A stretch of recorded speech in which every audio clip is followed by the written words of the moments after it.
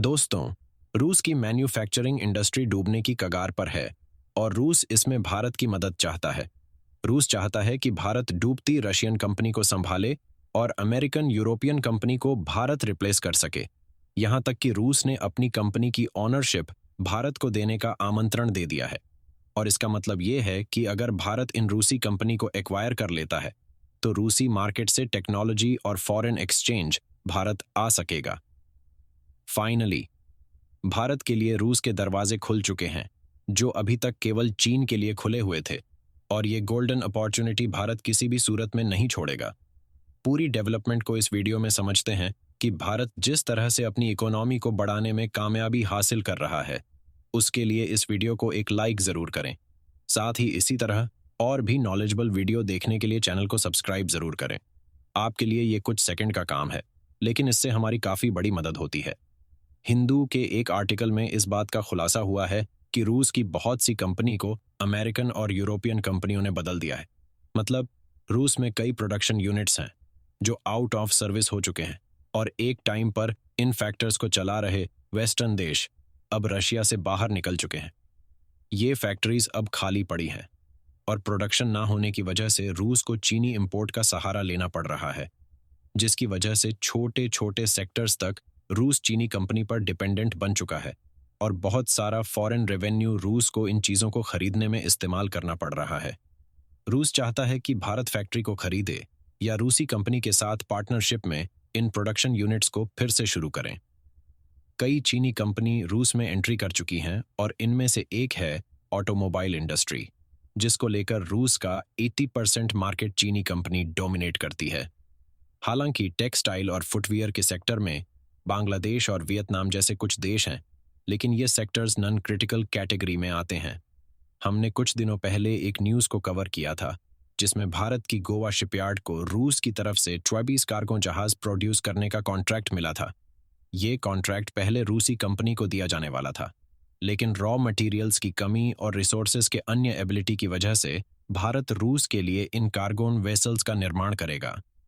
रूस के साथ लगी सीमा की वजह से इस लड़ाई का सबसे बड़ा फायदा चीन को पहुंचने वाला है, और प्रतिबंध लगे होने के बावजूद भी रूस अपनी बेसिक ज़रूरतें चीन से पूरी कर पा रहा है। ध्यान देने वाली बात यह है कि रूस भी वेस्टर्न देशों पर अपनी अर्थव्यवस्था के लिए डिपेंडेंट था, और देखा जाए तो भारत भी वैसी ही गलती करने जा रहा है।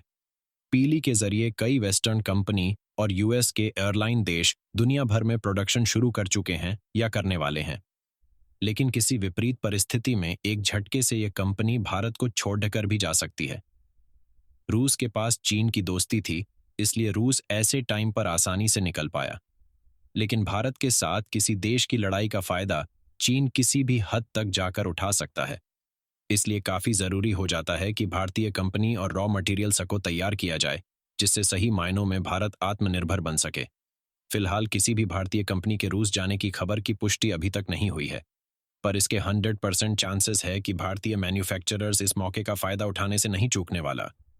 इसके अलावा भी भारत को एक और फ़ायदा होने वाला है, क्योंकि मई 1834 वो साल था जब इलेक्ट्रिक मोटर का इन्वेंशन जर्मनी में हुआ था, और तब से लेकर अब तक एक क्रांतिकारी इन्वेंशन पूरी दुनिया में इंडस्ट्रीज और ट्रांसपोर्टेशन का चेहरा बदल चुका है।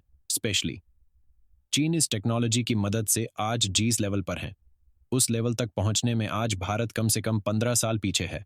अच्छी बात यह है कि मोटर टेक्नोलॉजी और मैन्युफैक्चरिंग में भारत को जिस क्रांति का इंतजार था, वो ख़त्म हो चुका है, और फाइनली एक ऐसे सेक्टर में मोटर्स के डेवलपमेंट पर काम शुरू हो चुका है, जिसकी वजह से चीन आज दुनिया में किसी भी देश से काफ़ी ज़्यादा आगे है, जिसको लेकर हाल ही में भारतीय सरकार ने मैन्युफैक्चरिंग को जारी की थी, जिससे ड्रोन्स और उनके कंपोनेंट्स का प्रोडक्शन भारत में शुरू हो सके।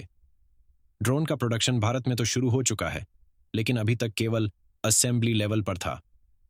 पर आज जो काफ़ी बड़ी खबर सामने आई है, उससे पूरी भारतीय ड्रोन इंडस्ट्री का चेहरा बदलने वाला है, क्योंकि देश की पहली कंपनी ने स्क्रैपिंग ड्रोन मोटर का डेवलपमेंट पूरा कर लिया है, और 18 केवी की मोटर आर्म्ड फोर्स के अलावा एग्रीकल्चर सर्विस और लॉजिस्टिक्स एप्लीकेशंस में इस्तेमाल की जा सकती है। अब इस मोटर की ज़्यादा टेक्निकल स्पेसिफिकेशन में हम नहीं जाने वाले, लेकिन इसके हल्के और हाईली एफिशिएंट डिज़ाइन की वजह से इसे लेह और लद्दाख जैसे इलाकों में हाई एल्टीट्यूड ऑपरेशंस कैरी करने के लिए इस्तेमाल किया जा सकता है। साथ ही साथ 4 मोटर कॉन्फ़िगरेशन इस्तेमाल करके इन मोटर से 30 किलोग्राम तक का पेलोड आसानी से ट्रांसफ़र किया जा सकता है। आपको याद होगा कि आज से 2 सालों पहले तक ई-रिक्शा, इसके अलावा इलेक्ट्रिक 2 और 4 व्हीलर्स की मोटर का प्रोडक्शन भारत में नहीं होता था। लेकिन आज परिस्थिति बदल चुकी है और भारतीय सरकार के स्ट्रिक्ट एक्शन की वजह से इलेक्ट्रिक व्हीकल में लोकलाइजेशन कई गुना बढ़ चुका है। ड्रोन सेक्टर में भी इसे शुरुआत माना जा सकता है, लेकिन ड्रोन कंपोनेंट सेक्टर का ये छोटा सा पार्ट है। यहाँ तक छोटे ड्रोन के इंजन को लेकर भी हाल ही में कुछ डेवलपमेंट देखी गई है। आपको याद होगा कि कुछ दिनों पहले एक क्रूज मिसाइल का सफल परीक्षण हुआ था और इसमें भारत में बने माणिक इंजन का इस्तेमाल किया गया था।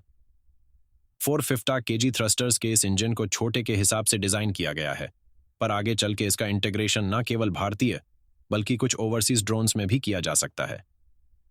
इलेक्ट्रिक ड्रोन का इस्तेमाल युद्ध मैदान में भले ही काफी बड़े लेवल पर शुरू हो चुका है, लेकिन इनको ज्यादा दूरी तक वॉर करने के लिए नहीं बनाया जा सकता। पर भारत में डेवलप हुई मोटर्स आगे चल के सोलर पावर स्यूडो सैटेलाइट्स में भी इस्तेमाल की जा सकती है। दरअसल इस तरह एयरक्राफ्ट घंटे नहीं बल्कि कई दिनों तक आसमान में गश्त लगाने के हिसाब से डिजाइन होते हैं। दिन के समय सूरज की रोशनी और रात के समय बैटरी में स्टोर एनर्जी का इस्तेमाल करके ये 3 दिनों तक में रह सकते हैं और सैटेलाइट्स की तरह ही वायरलेस कम्युनिकेशन में आर्मी फोर्स की मदद कर सकते हैं। भारत में बने इन इलेक्ट्रिक ड्रोन का मॉडिफिकेशन काफी हद तक किया जाएगा, जिससे इनको ज्यादा से ज्यादा सेक्टर में यूज किया जा सके। बाकी जिस तरह से रूस ने भारत को अपनी कंपनी रूस में एस्टैब्लिश करने का आमंत्रण दिया है, क्या भारत को इसे स्वीकार करके अपनी इंडस्ट्री रूस में स्थापित करनी चाहिए या नहीं? अपनी राय कमेंट में जरूर बताएं। इस वीडियो को यहीं पर खत्म करते हैं। इस वीडियो को एक लाइक जरूर करें और अपने दोस्तों तक इस वीडियो को शेयर करें ताकि उन्हें भी जानकारी मिल सके। इसी तरह और भी नॉलेजेबल वीडियो देखने के लिए अपने भरोसेमंद चैनल को सब्सक्राइब करके बेल नोटिफिकेशन को ऑन पर जरूर रखें। वीडियो को अंत तक देखने के लिए धन्यवाद।